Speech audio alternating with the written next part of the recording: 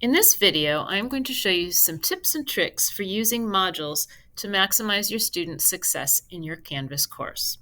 One of the best practices is to have your modules in sequential order by date with the most recent at the top.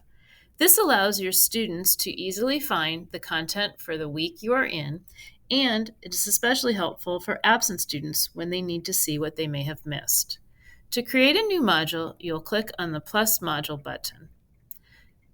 We recommend that you title your modules by date so that the students know what week they are in. So we might say that this is the week of November 1st through 5th, and then we'll add the module.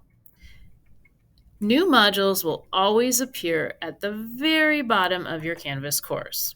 You can click the three dots in order to move the module to the top.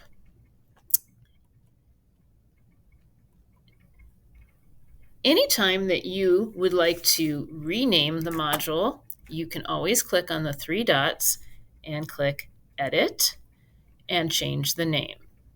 This week doesn't have November 1st since it's a student-free week, so I'm going to edit that to say November 2nd because the students are not attending on the 1st. Now, once you have started a new module, this plus sign allows you to add content. I'm going to start by showing you about adding a text header.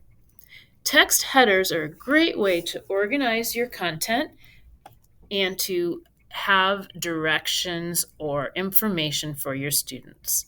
I'm going to call these text headers by the days of the week.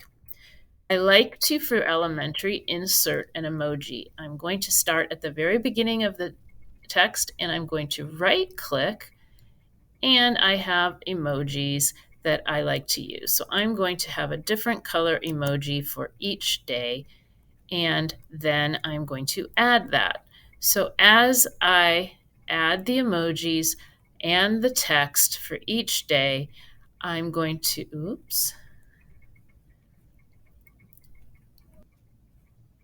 Now that I have an emoji header for each day of the week, I can drag and drop the content that I'd like to be in there.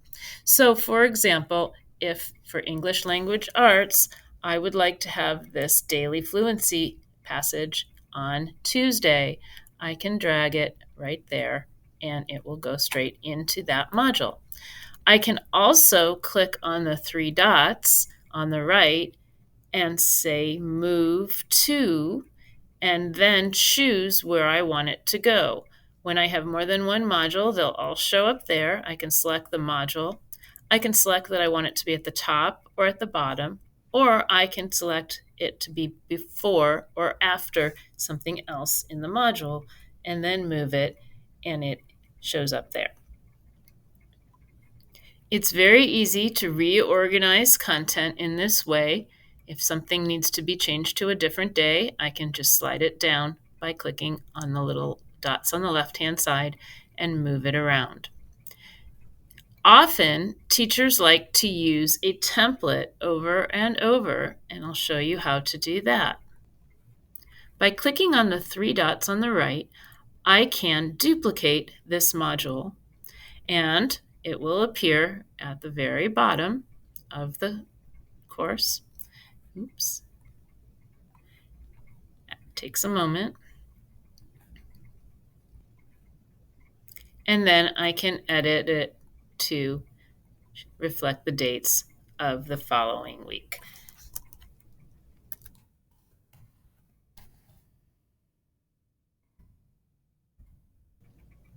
Then it's very easy to just drag this module to the top so that the newest date is available. Please remember that your students will not see any content until the module is published. The green dot here publishes the entire module. It's important to know that if you unclick the module header, none of the content in the module will be available for students to see, even though it is indicating that it is published. So if you want your students to only see, for example, the Monday work, you can unclick those headers, and then they will only see the things that are published. But remember, the top of the module needs to be published in order for your students to be able to view it. A couple other things that might be helpful. Sometimes teachers use a module to put resources into their Canvas course that they want to be accessible to their students all of the time. So those resources can be housed in a module. And in that module, you could put things like your class schedule or a reference sheet or anything else that you might want your students to see all the time. I would move this module to the top, and then you can add into it any references or resources that you want. You can always create a new page and call this whatever you want to title it. So I'm going to say our class agreements, and I might want to have our student created class agreements listed here at the top for the students to see all of the time.